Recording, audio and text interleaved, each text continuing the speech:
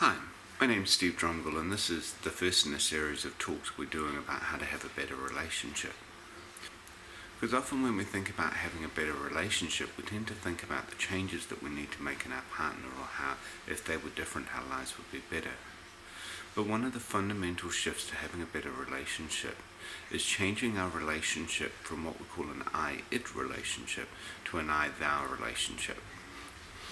And this is based off the work of Martin Buber, who was a German Jewish philosopher writing in the aftermath of the Second World War. And his belief was that every human being is created bearing some aspect of the image of God, some aspect of divinity, that in every human being that there is something unique, something special, something wonderful about them. And my belief is that when we fall in love with someone, when we choose to enter a relationship with them, we often get a little taste or a glimpse or an insight of that person, of what they could be, of that sense of possibility. And that's part of what fuels that excitement and that rush that happens in the honeymoon phase.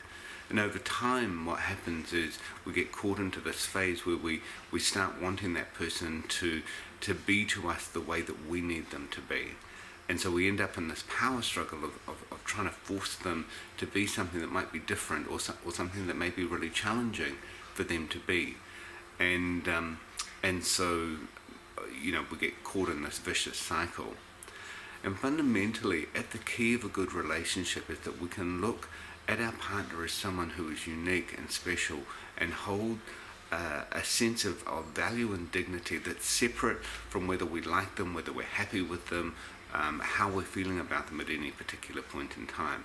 It's the way that good parents act with their children, that children, sometimes misbehave or they do stuff that upsets us, but deep down we know that they're precious, that there's something wonderful about them.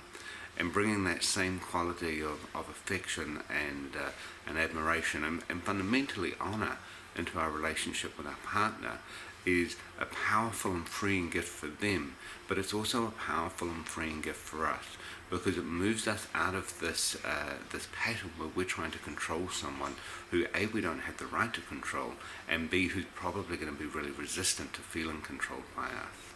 So when we look at our partner, if you take a moment and think about them today, take a moment to think about what was it that drew you to them when you first met them. What was it that you really liked, that you admired about them?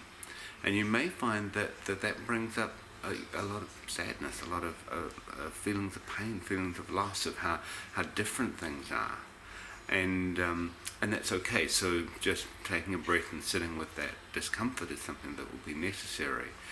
But if you can take a moment and sit with those uncomfortable feelings, but acknowledge that this person that you fell in love with is someone who, at some point in time, you held a sense of honor, that you held a sense of respect. Just see if you can just hold on to that for a moment, and think, if you were to hold on to that understanding, that way of seeing, what might be different about the way that you interact with them, and what might it be like for you to have that feeling of being able to interact in that way with them today. And my invitation, or my challenge, might be to think of some small way today that you could interact with your partner in that I-thou pattern, in that way of honouring and respecting their dignity and their innate value. I hope this has been of service.